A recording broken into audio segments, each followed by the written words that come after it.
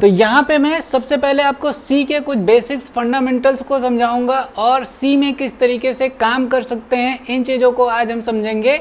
उसके बाद हम इनके एडवांस फीचर्स वगैरह को समझेंगे। मैं फर्स्ट ऑफ ऑल आपको ये दिखाता हूँ कि हम लोग क्या सीखने वाले हैं। तो बेसिकली जब हम सी की बात करते हैं तो सी हमें क्यों सीखनी है ये हमें समझना पड़ेगा। तो देखो, सी जो है किसी भी लैंग्वेज की एक फंडामेंटल लैंग्वेज है, बेस लैंग्वेज है। इसके ही आधार पर बाकी की भी लैंग्वेजेज वर्क करती हैं। दैट मीन्स अगर आपने सी को अच्छे से सीख लिया तो आपको एहसास भी नहीं होगा कि आपने कब जावा सीख ली, डॉट नेट सीख ली या पाइथन सीख लिया है। यानी कि ये एक फंडामेंटल लैंग्वेज है और इससे आप किसी भी अदर लैंग्वेज पे जब जाते हैं तो बहुत ही ईजिली आप मूव ऑन कर सकते हैं।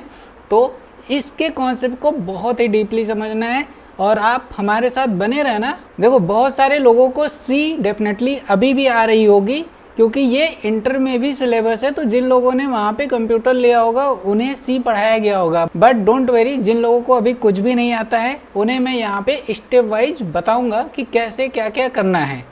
तो यहाँ पे अगर हम देखें कि फंडामेंटल लैंग्वेज है, बहुत सारे ऑपरेटिंग सिस्टम्स में, माइक्रो कंट्रोलर्स में ये यूज होता है। और कैरियर अपॉर्चुनिटी, अगर आपने सी को ही अच्छे से कर लिया तो आप बहुत सारी ऑपरेटिंग सिस्टम की कंपनी में या बहुत सारे जो माइक्रो कंट्रोलर या छोटी डिवाइस, आईओटी डिवाइसेज होती हैं, वहाँ पे भी सी का बहुत ज़्यादा यूज होता है। तो उन सारी कंपनियों में आप जॉब ले सकते हो। दूसरा देखो, लैंग्वेज जो होती हैं low level and high level है। तो इसका एक फ्रेगमेंट लो लेवल है। इनको हम आगे समझेंगे कि ये लो लेवल लैंग्वेज और हाई लेवल लैंग्वेज होती क्या है। तो अब हम आगे बढ़ते हैं और यहाँ पे देखो, ये जो हम लोगों का पूरा कंप्लीट कोर्स होने वाला है सी का, वो होगा 3 फेजेज में, जिसमें हम मॉड्यूल 1 पढ़ेंगे, मॉड्यूल 2 पढ़ेंगे और मॉड्यूल 3 पढ़ेंगे। मॉड्यूल 1 में हम लोग समझेंगे कि आइडेंटिफायर्स क्या होते हैं, डेटा टाइप्स क्या होते हैं, कॉन्स्टेंट्स क्या होते हैं, वेरिएबल्स क्या होते हैं, स्ट्रिंग्स क्या होती हैं। इन सारे कॉन्सेप्ट्स को हम लोग फर्स्ट ऑफ ऑल मॉड्यूल 1 के कुछ लेक्चर्स में पढ़ेंगे। देन सेकेंड में हम लोग पढ़ने वाले हैं एरे, फंक्शंस और स्ट्रिंग्स को। स्ट्रिंग्स में कैसे स्ट्रिंग को ब्रेक कर सकते हैं, 2 स्ट्रिंग को कैसे मर्ज कर सकते हैं, किसी एक कैरेक्टर को कैसे अलग कर सकते हैं, उसको प्रिंट कर सकते हैं। इन सारी चीज़ों को भी हम लोग समझने वाले हैं। देन फिर हमारा थर्ड मॉड्यूल होगा जो कि थोड़ा सा एडवांस लेवल पे हो जाएगा, जिसमें हम लोग पढ़ेंगे pointer, structures, unions and files को हैंडल करना सीखेंगे। यहाँ पे हम लोग छोटे छोटे प्रोजेक्ट बना रहे होंगे। तो कुछ ये कॉन्सेप्ट्स है। यहाँ पे जब हमारा लेक्चर ख़त्म होगा तब तक आप एक अच्छे लेवल पे प्रोग्रामिंग सीख चुके होंगे और अपनी कोडिंग स्किल से बहुत कुछ कर पा रहे होंगे।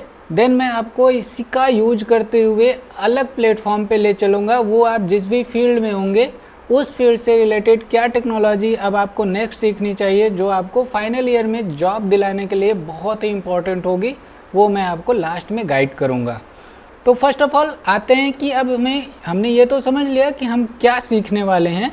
बट अगर हम बात करें कि मॉड्यूल 1 में क्या होगा, जैसा कि मैंने अभी बताया कि सिंपल इंट्रोडक्शन हो गया। स्ट्रक्चर्स, कंपाइलर, सी का क्या स्ट्रक्चर होता है वो समझेंगे, कैरेक्टर सेट, कांस्टेंट, ऑपरेटर, ये सब हम लोग फर्स्ट मॉड्यूल में समझेंगे। अब हम लोग आते हैं अपने कोड पे कि कैसे हमें इसकी कोडिंग करनी है, क्या क्या कॉन्सेप्ट्स यूज करने हैं। तो फर्स्ट ऑफ ऑल यहाँ पे आना है, आपको VS कोड ओपन करना है। अब देखो, अगर आपने अभी तक VS कोड नहीं इंस्टॉल किया है तो मैं आपको डिस्क्रिप्शन में लिंक दे रहा हूँ, वहाँ से पहले इंस्टॉलेशन की वीडियो देख लो कि VS कोड को इंस्टॉल कैसे करना है और इसके अंदर सारे सेटअप्स कैसे करने हैं। एक बार आपको देखना होगा और मैं उम्मीद करता हूँ कि अगर आप यहाँ पे हैं तो आपने इंस्टॉलेशन वगैरह कर लिया होगा। अगर नहीं किया है तो इंस्टॉलेशन वाली वीडियो देख लो, वहाँ से पहले VS कोड के अंदर सी को इंस्टॉल कर लें, क्योंकि जो हमारे कोड होने वाले हैं वो VS कोड यानी विजुअल स्टूडियो कोड के अंदर होने वाला है। तो जब भी आपने ये इस तरीके से बना लिया तो यहाँ पे आते हैं, एक फ़ोल्डर क्रिएट करते हैं प्रोजेक्ट के अंदर। मैंने यहाँ पे कोर्स के अंदर सी लैंग्वेज का एक फ़ोल्डर बनाया है। इसके अंदर ये प्रोग्रामिंग का फ़ोल्डर है, मुझे इसी के अंदर कोड करना है। मान लो आपके पास अगर ये नहीं है तो मैं इसको एक बार डिलीट करता हूँ। तो तो आप क्या करेंगे, यहाँ पे आएंगे, न्यू फोल्डर बनाएंगे और इसका कुछ भी नाम दे देंगे, ठीक है। तो ये एक प्रोग्रामिंग का फोल्डर हो गया। इसको हमें VS कोड पे ओपन करना है। तो फाइल पे आ जाते हैं और ओपन फोल्डर, इस फोल्डर को यहाँ पे ओपन कर लेते हैं। तो जब ओपन करेंगे तो आपको एक वेलकम स्क्रीन मिल जाएगी और यहाँ पे आपका फोल्डर ओपन होके आ जाएगा। अब यहाँ पे हम देखते हैं कि कोड कैसे करना है। तो कोड करने के लिए आपको एक C फाइल क्रिएट करनी होगी। तो यहाँ पे आना है, राइट क्लिक करना है, न्यू फाइल बनानी है। न्यू फाइल बनाएंगे और इसको दे देते हैं इंट्रोडक्शन। आप नाम कुछ भी दे सकते हैं, देन डॉट लिखना है, उसके बाद आपको टाइप करना है C। जैसे ही C टाइप करेंगे तो आप देखेंगे यहाँ पे C का सिंबल भी बन के आ गया। डिफाइन करता है कि आपके लिए अब C की कोड करने के लिए यहाँ पे फाइल तैयार है। एंटर करेंगे तो ये फाइल आपकी क्रिएट हो जाएगी। अब आप चाहें तो ये वेलकम विंडो कट कर सकते हैं। यहाँ पे हमारा मेन कोड की एक फाइल आ गई है। अब इसके अंदर मैं कुछ आपको दिखाता हूँ बेसिक स्ट्रक्चर्स जो कि हमें करने होते हैं जब भी हम C का कोड बनाते हैं। तो यहाँ पे मैं आता हूँ, देखो जब भी हम C का कोई भी प्रोग्राम लिखेंगे तो उसमें आपको #include stdio.h इंक्लूड करना पड़ेगा। देन एक इंट मेन फंक्शन बनाना पड़ेगा, ब्रेसेज लेने पड़ेंगे और रिटर्न 0 करना होगा। और इस ब्रेसेज, इस करली ब्रेसेस के अंदर ही जो हम कोड लिखते हैं कंपाइलर उसे मेन कोड समझता है। तो इस चीज़ को आप समझो कि ये हमारा C का बेसिक स्ट्रक्चर है। यही एक स्ट्रक्चर है जिसके थ्रू हमारा C रन करता है। तो अब हम इस चीज़ को कैसे यहाँ पे करेंगे कोड के अंदर। तो यहाँ पे आते हैं, हैश लिखते हैं, इंक्लूड करते हैं, #include stdio.h और यहाँ पे एक इंट फंक्शन बनाएंगे, इंट मेन, और इसको यहाँ से रिटर्न एक चाहिए, रिटर्न कर देंगे 0 को। तो अब आप देख रहे हैं कि यहाँ पे हमारा एक जो स्ट्रक्चर C के लिए चाहिए वो तैयार है। दैट मीन्स अभी आपको ये नहीं समझना है कि studio.h क्यों लिखा, मैं आपको दिखाता हूँ थोड़ी देर में। बट आपको ये ऐड करना पड़ेगा। अभी आपको कुछ भी प्रोग्रामिंग नहीं आती है तो ये मान लो कि ये मेन स्ट्रक्चर है, ऐसा ही करेंगे तो ही हमारा C का कोड रन करेगा। धीरे धीरे आप समझ जाएंगे कि ऐसा भी क्यों करना है, क्या इसके अलावा भी कुछ कर सकते हैं, तो वो आपको आगे आने वाले टाइम पे समझ में आने लगेगा। बट अभी आप मानो कि जब हम C में कोड करने जा रहे हैं तो हमें इतना तो लिखना ही लिखना है। मेन एक टाइप का फंक्शन होता है। फंक्शंस क्या होते हैं ये सारी चीज़ें भी मैं आने वाले लेक्चर्स में आपको बताऊंगा जब फंक्शंस के लेक्चर्स आएंगे।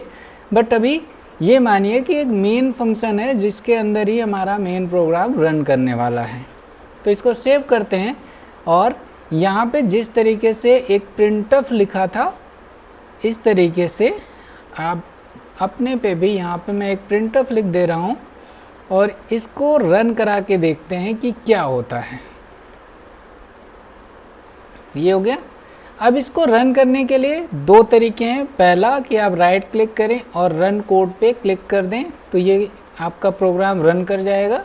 दूसरा आप यहाँ पे भी आएंगे तो यहाँ पे भी आपको रन कोड का ऑप्शन मिलेगा और इसके शॉर्टकट भी होते हैं। अगर आप विंडो पे हैं तो विंडो के लिए कोई शॉर्टकट होगा और अगर आप मैक पे हैं तो उसके लिए भी एक शॉर्टकट होता है, तो उसके थ्रू भी आप अपने कोड को रन कर सकते हैं। तो मैं यहाँ पे रन कोड पे क्लिक करता हूँ तो अब आप देखो यहाँ पे प्रिंट होके आ गया welcome to C programming language. ये क्यों आया?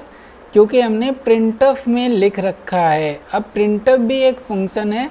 जब भी आपको कोई भी वैल्यू प्रिंट करनी होगी C के अंदर तो आपको क्या करना पड़ेगा? printf यूज करना पड़ेगा। printf एक ऐसा फंक्शन है जो आपकी वैल्यू को प्रिंट करा सकता है।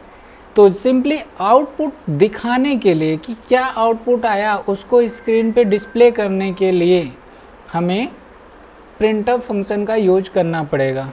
अब अगर हम यहीं से समझें कि ये जो studio.h है, अगर हम इसको हटा देते हैं और अब हम अपने प्रोग्राम को रन करने की कोशिश करते हैं तो आप देखो एक एरर आ रहा है। एरर क्यों आ रहा है? क्योंकि ये जो printf एक फंक्शन है ना, एक मेथड है, ये कहीं डिफाइंड हुआ होगा और वो डिफाइन कहाँ पे हुआ था, उसी stdio.h फाइल के अंदर इसकी प्रॉपर्टीज पहले से डिफाइन करके रखी गई हैं। इसी वजह से ये प्रिंटफ काम कर रहा था। तो ये समझ में आ गया कि इसको आपको ऐड करना है, क्योंकि इसके अंदर सी की कुछ बेसिक्स प्रॉपर्टी प्री डिफाइंड रहती हैं जिसको आप अपने कोड के अंदर यूज कर सकते हैं। तो जैसे यहाँ पे अभी हम लोग प्रिंटफ में यूज कर रहे हैं, तो ये हो गया हमारा प्रिंटफ का फंक्शन।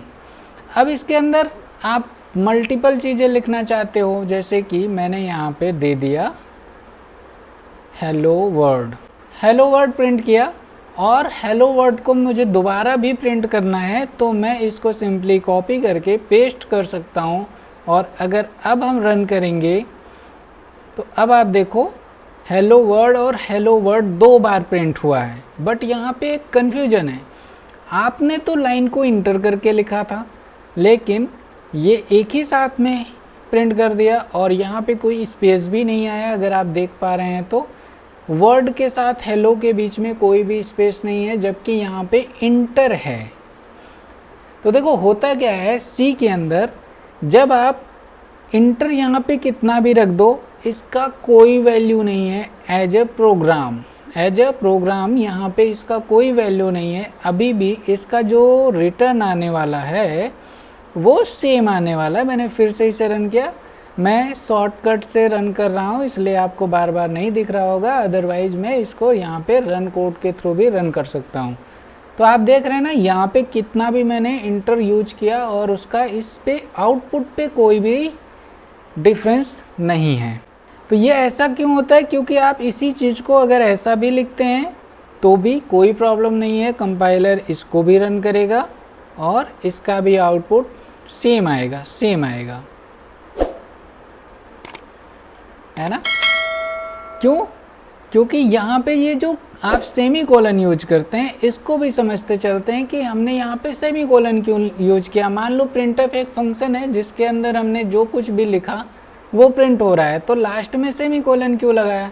सेमी कोलन बेसिकली सी के अंदर इसलिए यूज करते हैं ताकि हम प्रोग्राम को ये बता सके, कंपाइलर को ये बता सकें कि ये जो टास्क है यहाँ पे टर्मिनेट हो रहा है, यानी कि एवरी टास्क के बाद, एवरी फंक्शनैलिटी के बाद आपको ये बताना होता है कि इसको यहीं पे क्लोज करना है, देन आपको आगे बढ़ना है। तो जब आप सेमी कोलन नहीं देते हैं तो कंपाइलर के लिए वो नेक्स्ट लाइन को रीड नहीं कर सकता है और इसे वो टर्मिनेट रीड नहीं कर पाएगा, इसलिए आप यहाँ पे सेमी कोलन लगाते हैं। अब बहुत सारी एडवांस लैंग्वेजेज आ गई हैं जिसके अंदर टर्मिनेशन की ज़रूरत नहीं है, जिसमें टाइप स्क्रिप्ट वगैरह होती हैं, वो हम आगे देखेंगे। बट सी में आपको सेमीकोलन लगाना है। जब भी आप कोई भी प्रोग्राम क्लोज करेंगे, स्टेटमेंट क्लोज करेंगे, तो उसके साथ में आपको सेमीकोलन लगाना पड़ेगा, जिससे कंपाइलर को ये पता चलेगा कि यहाँ पे मुझे क्लोज करना है, देन मुझे नेक्स्ट लाइन में जाना है। अब आप इसको जब इस तरीके से भी लिखते हैं तो भी वो इस लाइन को वहाँ पे क्लोज समझता है, देन वो नेक्स्ट लाइन में बढ़ता है उसके हिसाब से। अब ये नया कंटेंट हुआ और उसको इसे एग्जीक्यूट करना है। अब बात आती है कि यहाँ पे मुझे और भी स्पेस प्रिंट करने हैं, तो आप इस तरीके से स्पेस डाल सकते हो और आप देखेंगे कि ये यहाँ पे जितने भी आपने स्पेस दिए हैं वो प्रिंट हो रहा है। दैट मीन्स अगर आप प्रिंटफ के ये जो डेटा है इसके बीच में अगर आप स्पेस देते हैं तो वो उसको एज अ कैरेक्टर लेता है। अब कैरेक्टर क्या होता है इसको मत कंफ्यूज होइएगा, मैं आने वाले लेक्चर्स में ये सब बताने वाला हूँ। तो यहाँ पे जितना भी आप स्पेस देते हो वो भी यहाँ पे प्रिंट हो रहा होता है, लेकिन जब आप प्रोग्राम के बीच में कोई स्पेस देते हैं तो वो प्रिंट नहीं होता है। तो आपको जो यहाँ पे आउटपुट चाहिए उसके अंदर अगर आपने स्पेस डाल रखा है तो वो तो प्रिंट होगा। अब बात आती है कि आप ये चाह रहे थे कि भाई मुझे तो नेक्स्ट लाइन में चाहिए था, नेक्स्ट लाइन में रिजल्ट चाहिए था, बट ये रिजल्ट इसी के साथ में आ रहा है। तो देखो नेक्स्ट लाइन में रिजल्ट लेने के लिए आपको जो यूज करना चाहिए वो है प्रिंटफ, और प्रिंटफ के अंदर आपको यूज करना चाहिए बैकस्लैश n। ये जो बैकस्लैश n है ये क्या करता है, वन लाइन ब्रेक देता है। आउटपुट में ये कभी भी प्रिंट नहीं होगा। इसका मतलब कंपाइलर ये समझेगा कि 1 लाइन ब्रेक हमें देना है। तो अगर मैं अब इसको रन करूं तो आप देखेंगे कि यहाँ पे आपका दूसरा वाला जो हेलो वर्ड है वो ब्रेक होके नीचे आ गया है। अब अगर आप printf \n दोबारा लिख देते हैं तो ये 2 टाइम लाइन ब्रेक करेगा और यहाँ पे रिस्पॉन्स देखिए, एक लाइन ब्रेक यहाँ पे आया और देन दोबारा लाइन ब्रेक हुआ तो यहाँ पे आ गया। तो इस तरीके से अगर आपको लाइन ब्रेक करना है तो आप यूज करेंगे \n। अब \n जो है ज़रूरी नहीं है कि हर बार आप printf लिखें तभी यूज करना है। आप इस चीज़ को डायरेक्टली यहाँ भी यूज कर सकते थे, यहाँ भी आप डायरेक्टली इस तरीके से यूज कर सकते थे और मैं इनको हटा सकता हूँ। अगर आपने ऐसा भी कर दिया तो भी ये क्या समझेगा, यहाँ पे मुझे लाइन ब्रेक करना है, यानी कि जब भी आउटपुट के अंदर \n आएगा तो कंपाइलर हमेशा आउटपुट 1 लाइन ब्रेक देगा। तो इसको रन करके देखते हैं तो देखिए अभी भी ये काम कर रहा है। और अगर आपने डबल \n यहाँ पे ही यूज कर लिया इस तरीके से या 3 बार यूज कर लिया तो भी ये परफेक्टली वर्क करेगा और उतने टाइम आपको लाइन ब्रेक देगा। अब ऐसा होता है कि आप जब एक ही बार में सारा काम कर सकते हैं तो दोबारा printf क्यों लिखना, दोबारा सच में नहीं लिखना है। आप चाहें तो इस सेम टास्क को इसके आगे यहाँ पे डाल के इस printf को बिल्कुल भी हटा दें तो भी आपको सेम रिजल्ट मिलेगा। देखिए बिल्कुल सेम रिजल्ट जो पहले आया था वही सेम रिजल्ट अभी भी आ रहा है। वो इसलिए क्योंकि देखिए जब हम कोड करते हैं ना तो हमको कोशिश ये करनी है कि हमारा कोड बहुत शॉर्ट हो और नीट एंड क्लीन हो। बार बार printf लिखेंगे कोड भी बड़ा हो जाएगा, कॉम्प्लिकेटेड भी हो जाएगा। तो अगर आपको कोई चीज़ प्रिंट करनी है, बस लाइन ब्रेक करना है, पैराग्राफ अलग अलग बनाने हैं, तो आप वहाँ पे \n यूज कर लीजिए जिससे वो लाइन ब्रेक आ जाएगा। मल्टीपल स्पेस यूज करते हैं तो वो एज इट इज़ प्रिंट ही हो रहा है। तो कुछ आप इस तरीके से printf का यूज कर सकते हैं डेटा को प्रिंट करने के लिए। तो यहाँ पे अगर मैं इसको रन करके दिखाऊं तो देखिए ये परफेक्टली वर्क कर रहा है।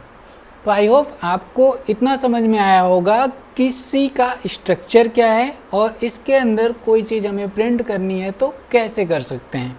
अब नेक्स्ट लेक्चर में मैं आपको कुछ टास्क उठाऊंगा और उस टास्क पे कुछ काम करके देखेंगे कि वो काम हम कैसे कर सकते हैं। तो मिलते हैं नेक्स्ट लेक्चर में। Thanks for watching, keep learning guys.